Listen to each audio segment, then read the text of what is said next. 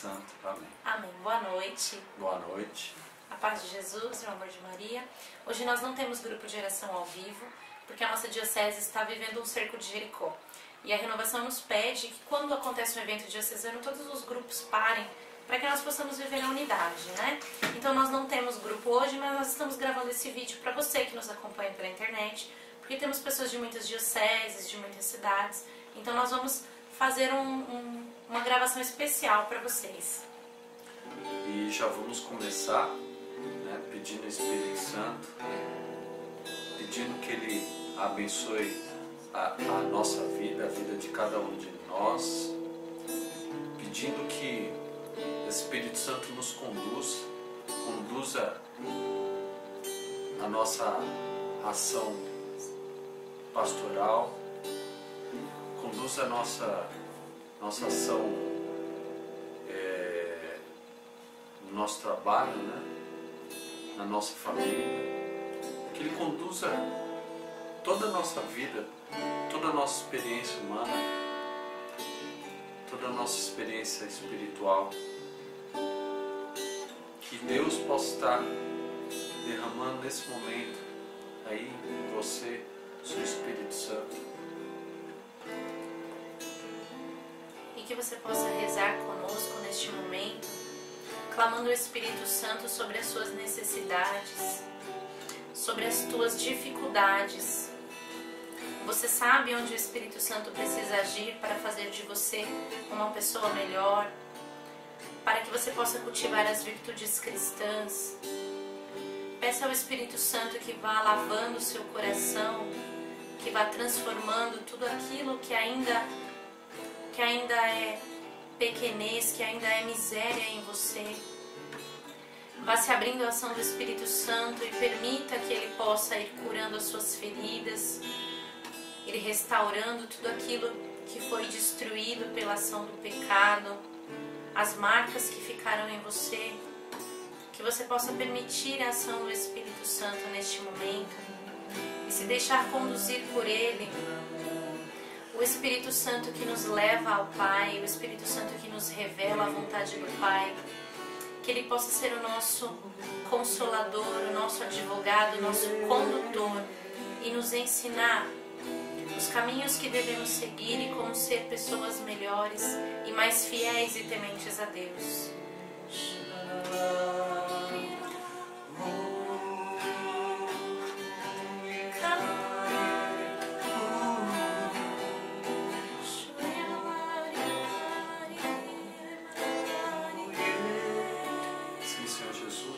Ajuda-nos a viver esse tempo, Senhor. Um tempo que muitas vezes nós enxergamos como um tempo de trevas, Senhor. Como diz o tema desse vídeo, o desafio de ser cristão, de ser católico no mundo moderno, Senhor. Derrama sobre nós o Teu Espírito Santo para que sejamos capazes, Senhor, de viver esse desafio de maneira positiva, Senhor. Ultrapassando todas as barreiras para viver da maneira que Tu queres, Senhor.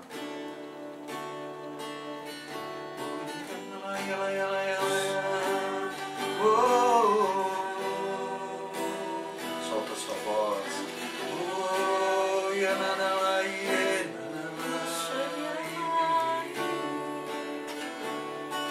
Eu sei, Teu Espírito está agindo, passo a passo sei que encontrarei a vontade em minha vida. Rompe dentro em mim um amor inovador, sinto gosto em Tua palavra, amor a hóstia consagrada. Eu quero Te louvar com todo o meu ser, de toda a minha alma, mesmo sem entender. Preciso Te seguir, Teu amor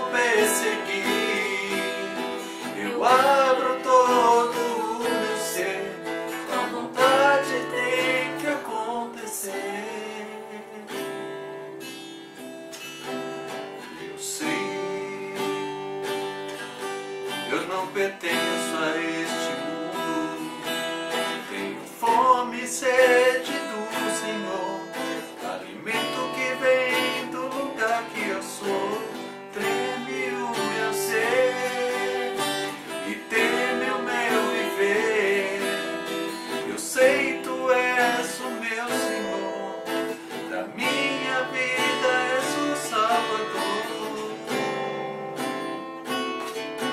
Eu quero te louvar com todo o meu ser, de toda a minha alma, mesmo sem entender. Preciso te seguir, teu amor vou perseguir. Eu abro todo o meu ser, tua vontade tem que acontecer.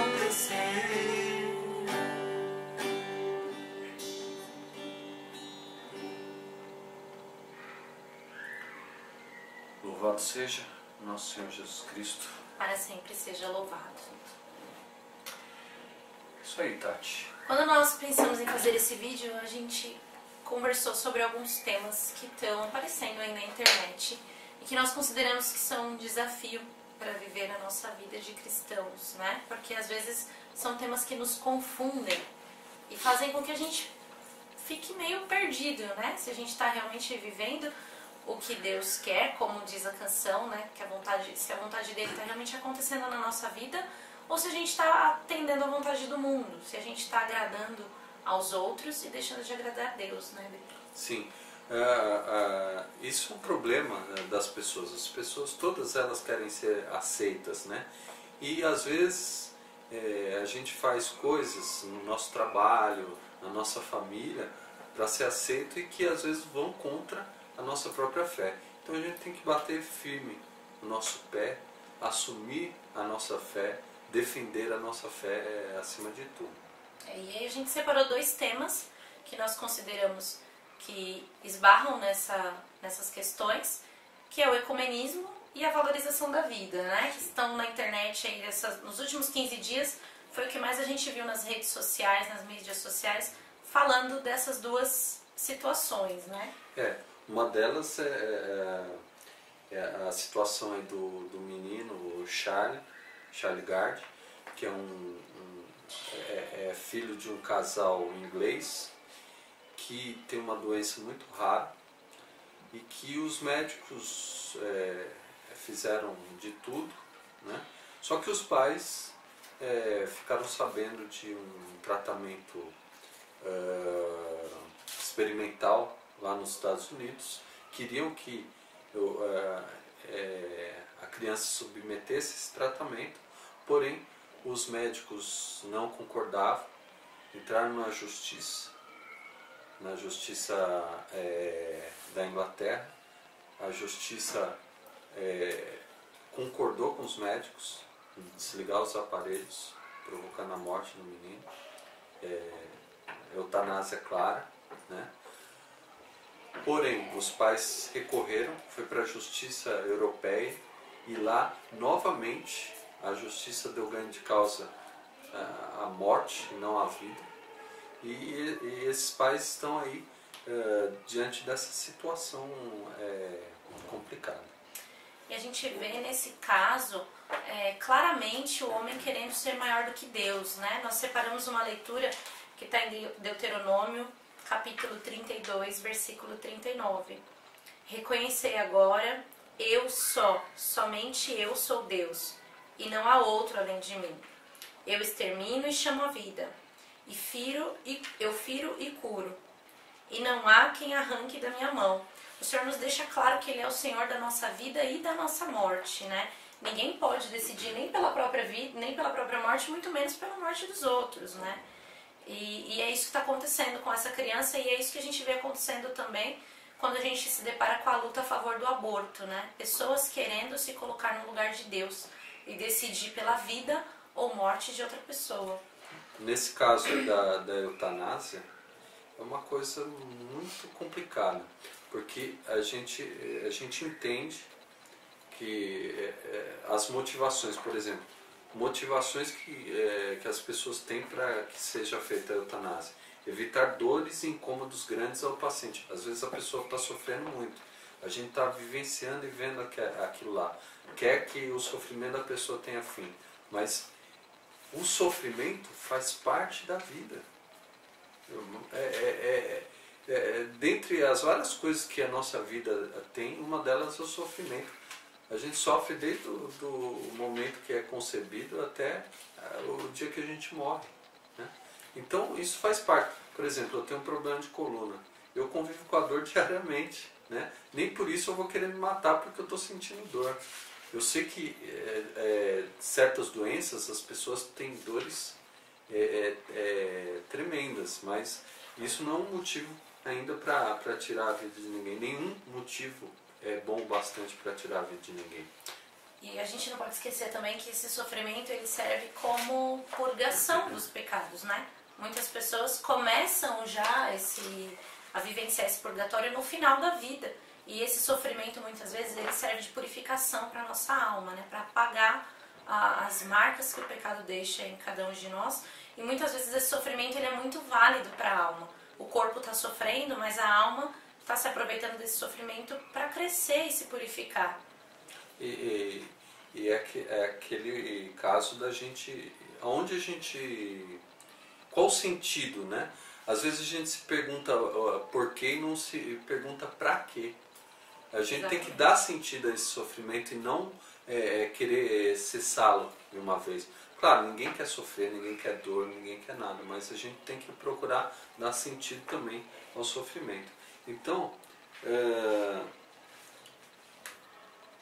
muitas vezes, olha o que o catecismo da igreja fala, a eutanásia direta, ou seja, a pessoa consciente daquilo que está fazendo, consiste em pôr fim à vida de pessoas deficientes, doentes ou moribundas.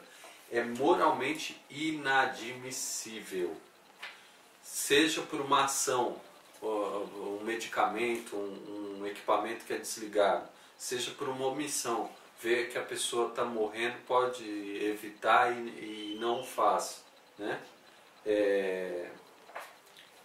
Que a intenção seja gerar a morte a fim de suprimir a dor, constitui um assassinato gravemente contrário à dignidade da pessoa humana e ao respeito ao Deus vivo, seu Criador. Ou seja, quando se executa uma eutanásia, quando se tira a vida da pessoa por causa do sofrimento, nós estamos desrespeitando a vida daquela pessoa e estamos desrespeitando Deus, que é quem nos dá a vida e é o Senhor da nossa vida.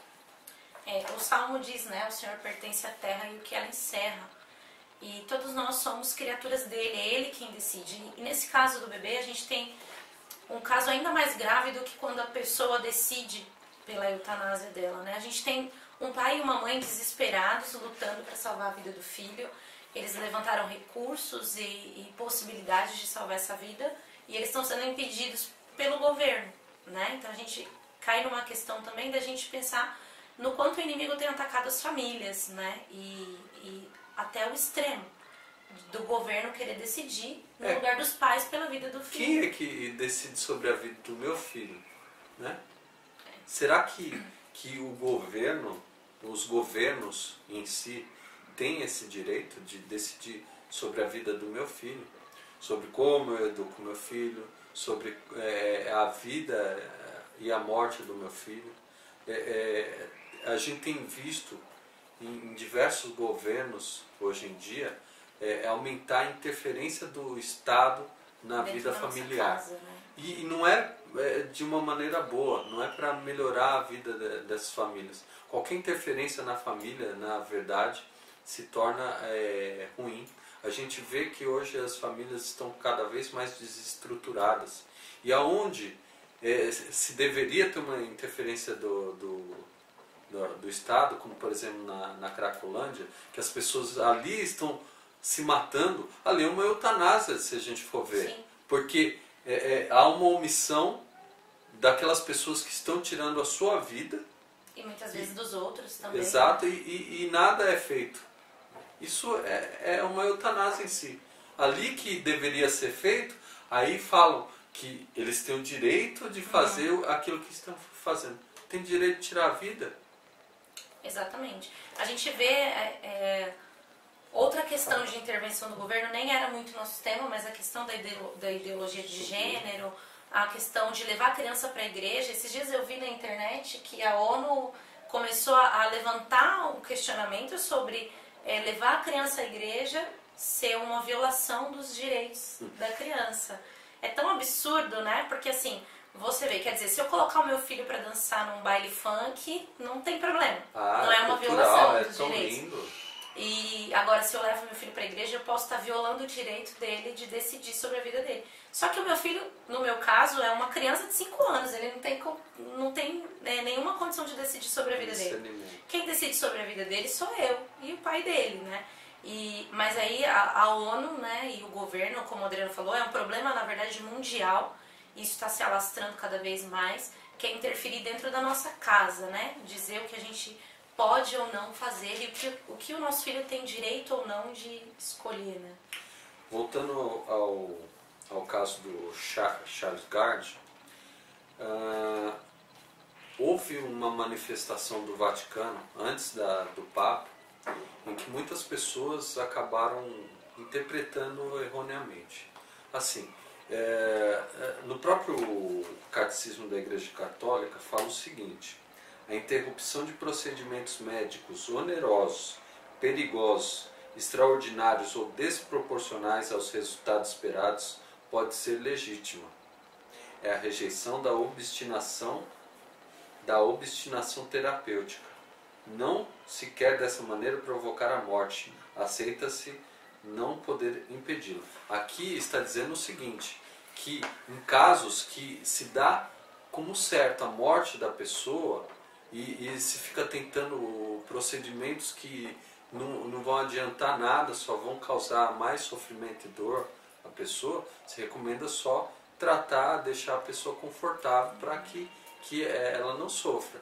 Mas nesse caso, os pais têm a convicção de que esse tratamento lá nos Estados Unidos possa causar um efeito positivo, né?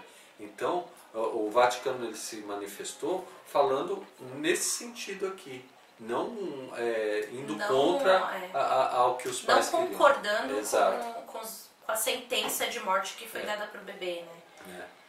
Inclusive, por conta de toda essa manifestação que houve contra ainda eles estão adiando e estão até revendo a possibilidade de autorizarem esse tratamento lá nos Estados Unidos. Porque os médicos eles poderiam até se negar a fazer o tratamento, mas na verdade o que os pais estão pedindo não é isso, né? Eles estão pedindo uma oportunidade de levar a criança embora para um outro tratamento, para buscar um outro tratamento. Eu lembrei de uma situação que eu vivi o ano passado, que é lógico, não tem nem comparação com o grau, mas o meu filho ficou internado num hospital e eu queria levar ele para outro hospital, porque ele tinha convênio e eu queria tirar ele do hospital público. Ele estava no corredor aguardando atendimento e eu queria levar ele embora. A enfermeira chegou a me ameaçar dizendo que ela chamaria o conselho tutelar se eu quisesse levar meu filho embora. E eu disse pra ela assim, mas aqui o médico não passou, eu vou levar ele pro hospital, não vou levar ele pra casa. Ela disse que não, que ele tinha direito ao tratamento, então ele tinha que ficar lá naquela situação, naquela condição, e que eu não poderia levá-lo embora. É claro que não tem nem comparação, como eu disse, o grau, né, a gravidade, mas eu tava querendo o melhor pro meu filho, levar ele para um tratamento. E ela ameaçou, chamou o conselho tutelar, ou seja, uma intervenção de novo fora. A gente vê muitas vezes crianças sendo maltratadas e ninguém faz nada, ninguém interfere. E quando você quer decidir levar o seu filho para a igreja ou procurar um melhor tratamento para ele, alguma coisa desse tipo, as pessoas se acham no direito de intervir e achar que você, como pai e mãe, não tem o direito a escolher o que é melhor para ele. Sim. E olha outra coisa que o Catecismo da Igreja Católica fala. A decisão da eutanásia torna-se mais grave quando se configura como um homicídio que os outros praticam sobre uma pessoa que não pediu de modo algum, nem sequer deu qualquer consentimento para a mesma. Atinge-se, enfim, o cúmulo do arbítrio e da injustiça, quando alguns médicos ou legisladores se arrogam o poder de decidir quem deve viver e quem deve morrer. É exatamente o que está acontecendo, né? O garoto é um assassinato, né? E falando de assassinato, a gente pode falar um pouquinho da questão do aborto também, né? Que é nada mais e nada menos do que um assassinato. E de alguém que realmente não tem como se defender, né? E os governos buscam coisas que estão acontecendo no momento para ir abrindo as brechas, né? Porque até pouco tempo atrás, no Brasil, nenhum tipo de aborto era permitido. Depois, por conta de estupro, começaram a abrir a porta. E chegou ao absurdo de, há um pouco mais de um ano atrás, que teve aquele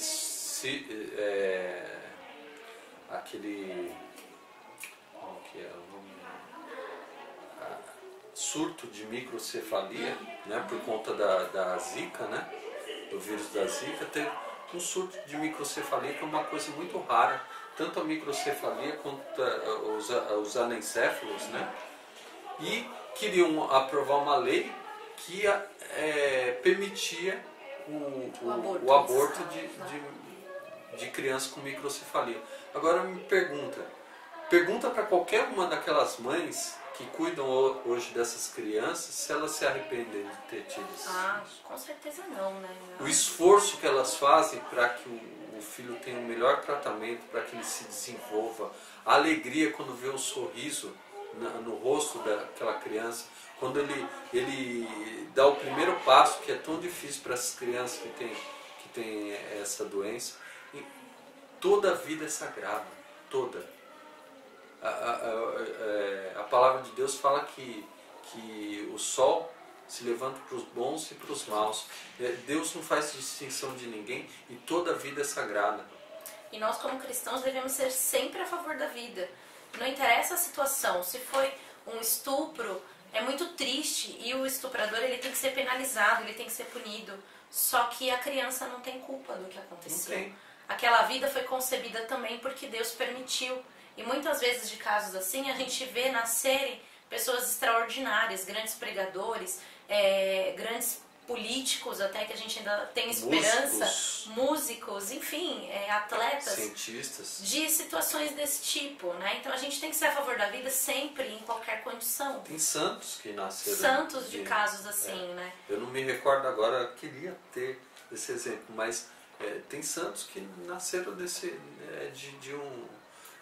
padres, freiras que vieram de uma situação assim, dessa. Né? E mesmo nas situações de má formação, o Senhor permitiu que isso acontecesse também. Então quer dizer que aquela vida daquela criança que tem microcefalia, ela tem menos valor do que a de uma criança que não tem, ou da minha, ou a sua? É claro que não, né? Então nós temos que ser sempre a favor da vida, em toda e qualquer situação. E o que a gente vê são os nossos políticos, como o Adriano falou, se aproveitando de algumas situações para impor uma cultura de morte cada vez mais, né? Sim. E a gente tem que entender a sacralidade da vida, né? Desde o momento da concepção, a vida de qualquer ser humano deve ser respeitada de modo absoluto, pois a pessoa é a única criatura que Deus quis por si mesmo. Deus nos quis. Ele na criação, ele nos quis, ele parou tudo e fez o homem, a sua imagem e semelhança. Ele foi a única criatura que ele fez a imagem e semelhança, né? A alma espiritual de cada pessoa humana é imediatamente criada por Deus. Ou seja, no momento da concepção, ali que o óvulo é fecundado pelo espermatozoide, que nasce a primeira célula ali, naquele momento já há uma alma criada por Deus, né? A própria palavra de Deus fala que a gente foi tecido no ventre da nossa mãe. O catecismo nos diz o seguinte: a vida humana deve ser respeitada e protegida de maneira absoluta a partir do momento da concepção. Desde o primeiro momento de sua existência, o ser humano deve ser reconhecido nos seus direitos de pessoa, entre os quais o direito inviolável de todo ser inocente à vida. Então essas crianças, elas têm, sobretudo, desrespeitado o seu direito de pessoa, de ser humano, né? Considera-se a criança, o feto dentro do ventre, como se ele não fosse um ser humano, e por isso ele não tivesse direito à vida. É muito triste porque a gente vai vendo as coisas tomando uma proporção cada vez maiores. Alguns países já estão estudando aborto depois do 6º mês. Daqui a pouco vão estar matando as crianças recém-nascidas. Mas eu já vi alguns casos na internet falando sobre isso. Que considera-se que o bebê logo nascituro, eu acho que se chama assim, né? Assim que ele nasce, ele ainda não é considerado um ser vivo. Como é possível, né? Quem já teve a experiência de gerar um filho sabe como é emocionante ouvir o batimento do coração, a cada ultrassom ver o bebê se mexendo, cada expressão do bebê. Como é possível alguém não considerar isso como uma vida, como um milagre? Só né? é a favor do aborto quem já nasceu. É verdade. Se a mãe dessa pessoa fosse a favor do aborto, ela não estaria. Não teria nascido, né? Então, vai daí a dimensão da importância desse conceito. A gente tem que colocar bem firme na nossa mente que só Deus é o Senhor da vida. E sendo assim, não existe homem algum ou autoridade humana, nem tipo de indicação médica, eugênica, social, moral, que possa exibir um título válido ou uma direta e deliberada disposição sobre a vida humana inocente. Ou seja, ninguém tem o poder sobre a vida da outra pessoa, ou não deveria, né? A gente está usurpando o poder de Deus, da mesma maneira que fez Adão e Eva lá, que comeram o fruto proibido para ter o poder de escolher entre o bem e o mal. É isso que a pessoa faz quando é a favor do aborto, né? E assim, às vezes a pessoa acha que a mãe fez o aborto, ela é a culpada. Tem muito mais em cima disso, porque às vezes também tem culpa um pai, o pai da criança que se omitiu, que não quis assumir, que fez pressão para que ela tirasse, ou se eximiu de qualquer responsabilidade e largou ela sozinha, de pais que também fizeram pressão, enfim, diversos fatores, pessoas, médicos, familiares que recomendaram. Então é muito complicado. E o aborto, ele feito e dado o efeito, que é a morte do feto, é causa de excomunhão. Ó. O Código de Direito Canônico fala o seguinte: quem provoca o aborto, seguindo-se o efeito, incorre em excomunhão latae sententiae, ou seja, automática, né? Com uma observação: a intenção de abortar ou a não concretização do aborto não leva à excomunhão, ou seja, a pessoa que teve a intenção de abortar, tentou abortar, mas não se concretizou, não leva à excomunhão. Não deixa de ser pecado, Sim. Mas não leva a excomunhão. E também não deixa de, no futuro, deixar uma marca muito profunda e muito dolorida nessa mãe e nessa criança, né? A gente vê casos desse tipo. É uma marca que fica para o resto da vida. Tem as mulheres que às vezes acham que estão fazendo mal só para o seu feto, às vezes acabam com a sua vida. Com a sua própria vida, é verdade. Porque ela não consegue superar o fato.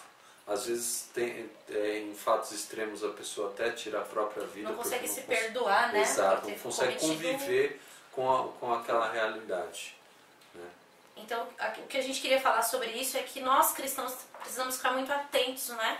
Para não cair no erro de pensar que a gente está abreviando o sofrimento quando a gente se coloca a favor da eutanásia, ou que a gente está fazendo algo bom quando a gente se coloca a favor do aborto. Isso não é possível de forma nenhuma, mas às vezes nós somos tentados e conduzidos a pensar dessa forma, né? Então nós, como cristãos católicos, devemos estar sempre em defesa da vida, em toda e qualquer situação.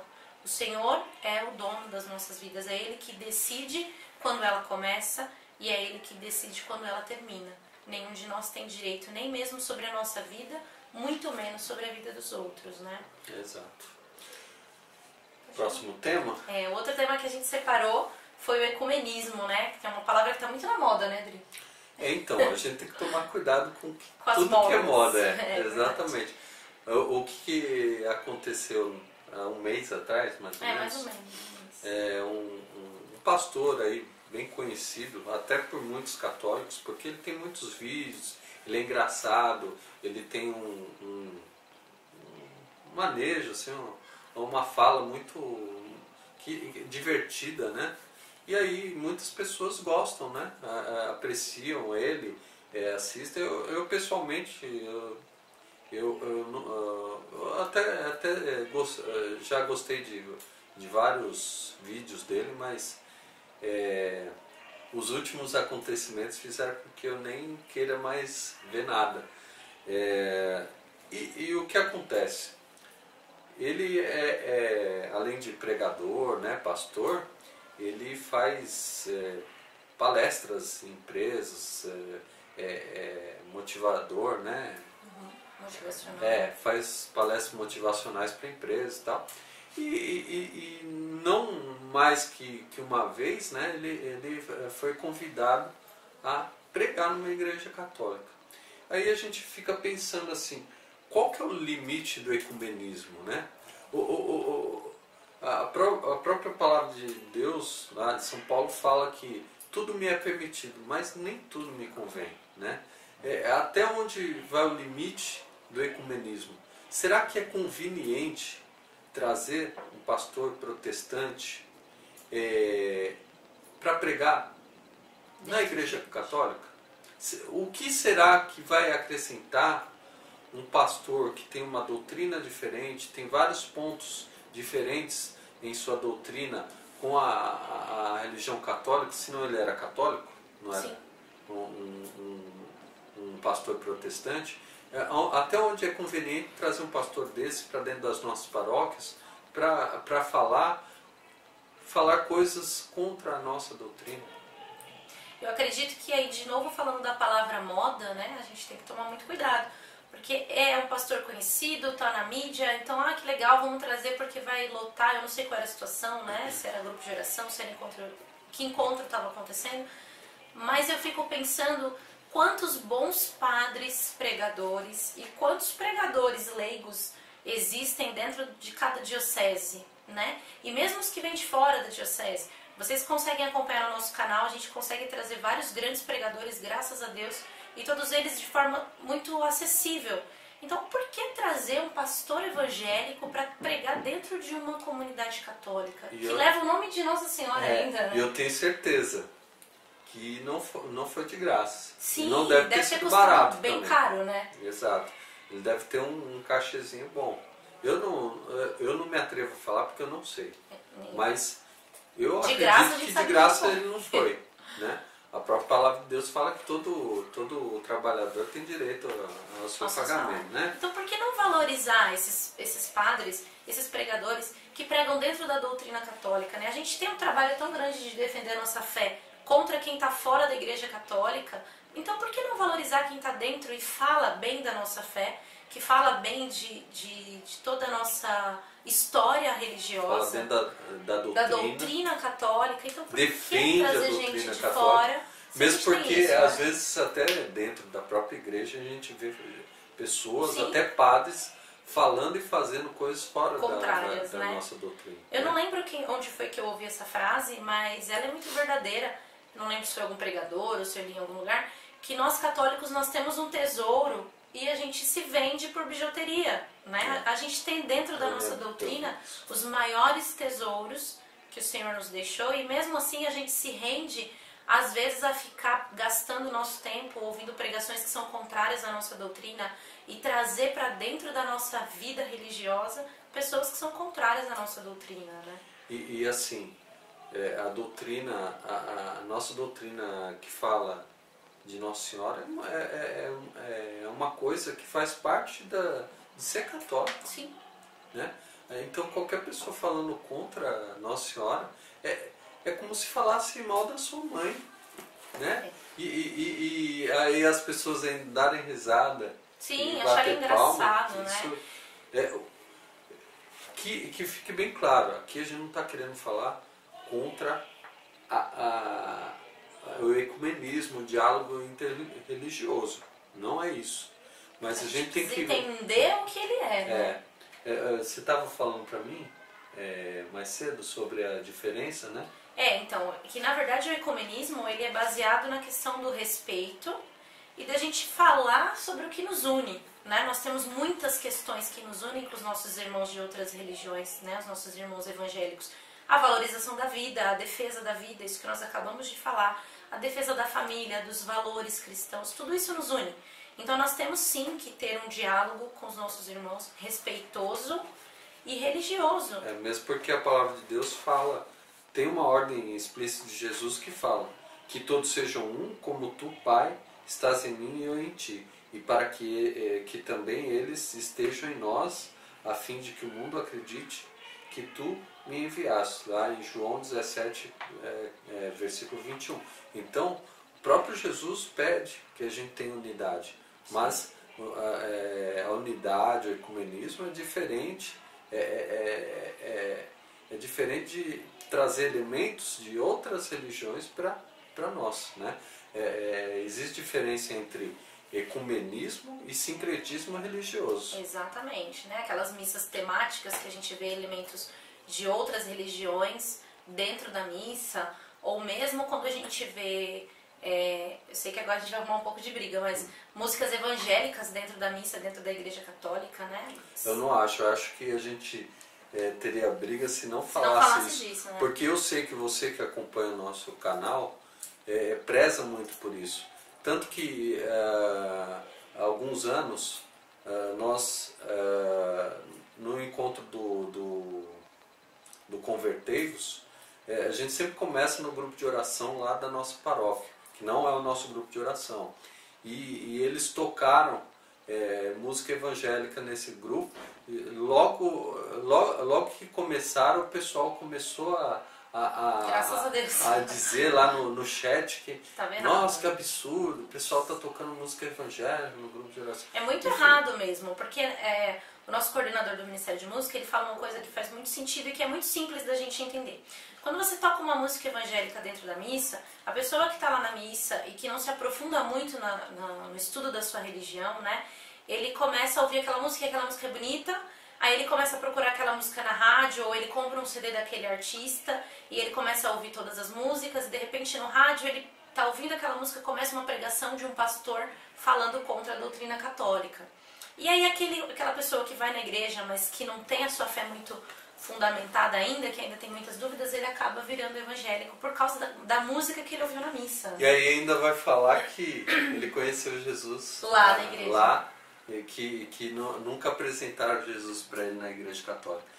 Gente, a igreja católica é a igreja que tem uma profundidade, uma riqueza tremenda, e a gente fica só na superfície, sabe? Para falar aqui para vocês hoje, eu li trechos do Documento de Aparecida, eu li esse livro, O que a Igreja Ensina Sobre, que traz a posição da Igreja, de documentos da Igreja, Código de Direito Canônico, Catecismo da Igreja Católica. Peguei também o Catecismo, Bíblia, sabe? Então, não dá pra gente ficar vivendo na superficialidade. A gente tem que se aprofundar. É ali que a gente vai encontrar as respostas e se aprofundar não só na leitura, no conhecimento, mas também na oração. Às vezes a pessoa vivia na igreja católica e não rezava 10 Ave Maria, quiçá um terço. Aí vai lá para a igreja evangélica, nossa, lê a Bíblia todo dia e vira até pastor. Né? Detalhe que na igreja evangélica a gente precisa lembrar sempre que eles não falam só mal de Nossa Senhora, né? Mas principalmente da Eucaristia, né? E é muito triste quando a gente vê às vezes algumas pessoas bolachinha. Exatamente, dando audiência para músicas colocando músicas na missa, principalmente às vezes em momentos de comunhão, de adoração ao Santíssimo, músicas protestantes, que são músicas que têm uma raiz que é totalmente anti a nossa doutrina, né? Eu fico triste com uma coisa. Por exemplo, eu gosto muito do Padre Marcelo. Ele teve uma responsabilidade muito grande na minha conversão. Porém, ele dá bastante modo para a música evangélica. Aí o que acontece? Aquela cantora, eu nem vou falar o nome dela. Não vamos falar o nome pra gente não dar audiência. Não vou dar ibope. Ela falou que ficava triste porque cantava a música dela quando estavam adorando a bolachinha. Pois é, tá vendo? Isso é uma tristeza, zombar da nossa fé. E muitas tem vezes a vários gente é que desses permite, cantores né? evangélicos Sim. zombando, falando e tirando sarro ainda que a gente canta as músicas dele para adorar a bolachinha. Agora eu vou fazer a mesma pergunta que eu fiz dos pregadores. Quantos cantores católicos bons existem, né? A gente sempre tira músicas para missa e a gente se preocupa sempre em buscar bandas que fazem música para missa. Comunidade Shalom. Aquela outra lá, Adriano, não é... Que era da Canção Nova, Vida e Adoração. Amor e Adoração. Amor e Adoração. Amor e Adoração também tem muitas músicas que são de missa. E aí a gente consegue enxergar que tem muitos compositores e cantores católicos fazendo músicas maravilhosas pra gente usar dentro da missa, dentro do grupo de oração. Não tem necessidade de buscar fora, né? Lembrando que a gente precisa respeitar e conviver bem com essas pessoas. Acho que todo católico tem um amigo evangélico com quem consegue conversar e se dar bem. Isso é ecumenismo, né? É a gente manter um diálogo respeitoso e não abrir mão da nossa doutrina para viver elementos da doutrina alheia, né? Não só dos nossos irmãos protestantes, mas também de pessoas que são espírita ou das religiões afro-brasileiras. Enfim, a gente não tem que trazer elementos de fora para dentro da igreja. O que tem dentro da igreja católica nos basta, né? É o suficiente para que nós tenhamos a nossa vida espiritual em dia. O Adriano falou de tudo que a gente estudou e eu acho que cada católico precisa ter o catecismo da igreja em casa. Precisa ter. Se você não precisa ler o catecismo inteiro, mas cada dúvida que você tiver, você corre lá no índice no final e vai ver o que a tua igreja fala sobre cada tema.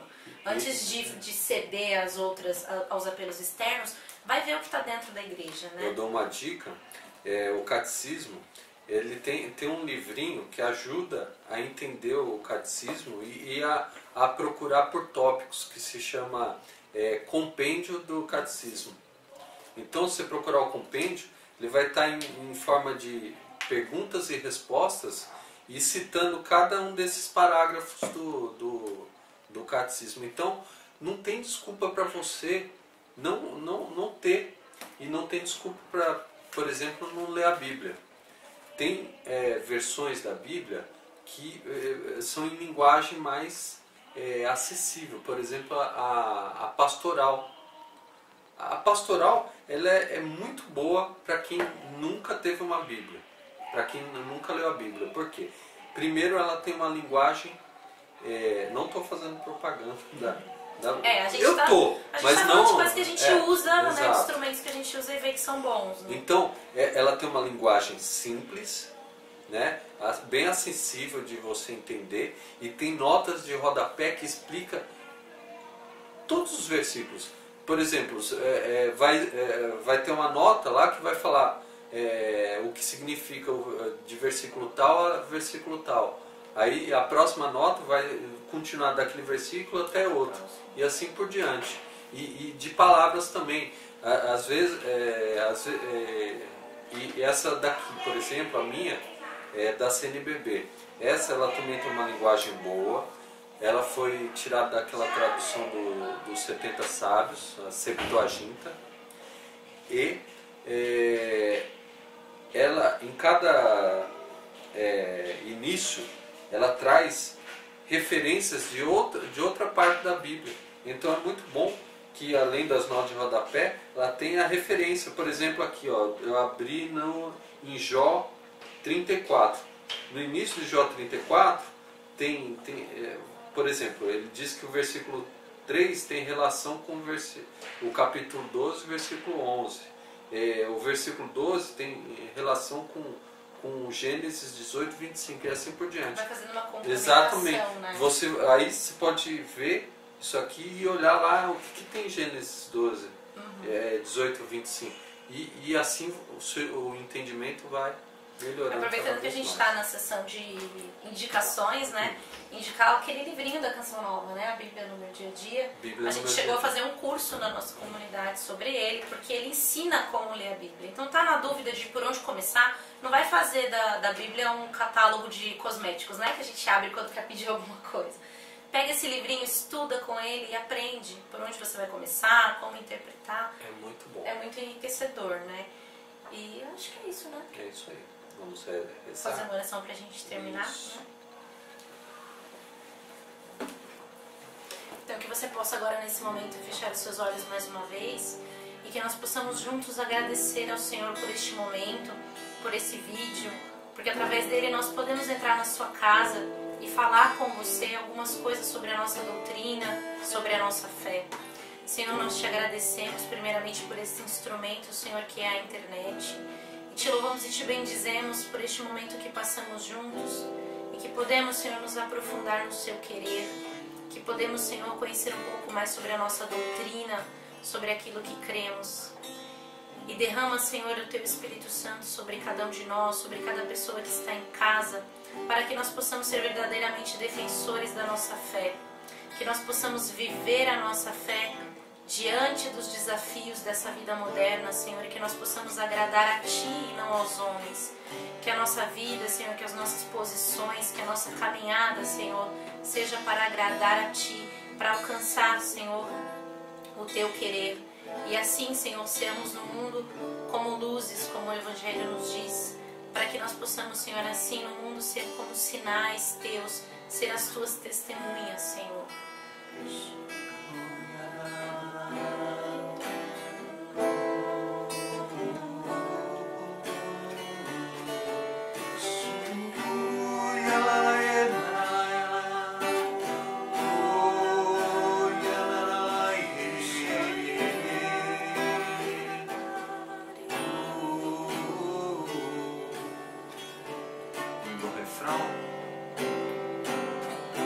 Eu quero te louvar com todo o meu ser, de toda a minha alma, mesmo sem entender. Preciso te seguir, teu amor vou perseguir. Eu abro todo o meu ser, tua vontade tem que acontecer. Eu quero te louvar com todo o meu ser, de toda a minha alma, mesmo sem entender. Preciso te seguir, teu amor vou perseguir. Eu abro todo o meu ser, tua vontade tem que acontecer. Ave Maria, cheia de graça, o Senhor é convosco. Bendita sois vós entre as mulheres, e bendito é o fruto do vosso ventre, Jesus. Santa Maria, Mãe de Deus, rogai por nós, pecadores, agora e na hora de nossa morte. Amém. Tivemos. Dá os recados, né? Sim, dá os recados. Os recados. Deixa os seus comentários, o que você achou desse formato de vídeo, né? E Quem sabe a gente faz de novo? faz mais algumas vezes. Deixe o seu nome, da sua família para oração. As nossas intercessoras vão acompanhar os comentários, vão rezar por você e pela sua família. Na semana que vem nós voltamos com a transmissão ao vivo com o Cerco de Jericó. Nós vamos fazer no nosso grupo também o Cerco e as missas serão transmitidas ao vivo. Você é nosso convidado para estar lá presencialmente, mas se você não puder, ou se você tem alguém longe, manda o link, né, Adriano? Sim. E acompanha pela Manda o internet. link pelo WhatsApp. A gente transmite sempre via Facebook, né? E via YouTube e no nosso site alegrarnosenhor.com.br, né? E reze por nós, né? Sim. Por esse cerco, por esse ministério, por esse instrumento que é a internet, que nos ajuda a chegar cada vez mais longe, né? Quer já fazer uma propaganda Convertei-vos. Ah, Convertei-vos, anote aí a data, dias 24, 25 e 26 de novembro, com os pregadores Moisés Rocha, Cal Tedesco, Anderson Reis e Irmão Trovão. Já começa a divulgar, salve a data, que daqui a pouco a gente começa a divulgar a arte, abrir inscrições, mas o mais importante é você salvar a data. E é isso aí. Pronto, agora sim. Estivemos e estaremos sempre reunidos em nome do Pai, do Filho e do Espírito Santo. Amém. A alegria do Senhor é nossa força. Fiquemos Fique em em paz. paz. O Senhor te acompanhe e nos acompanhe. Graças a Deus. Graças a Deus.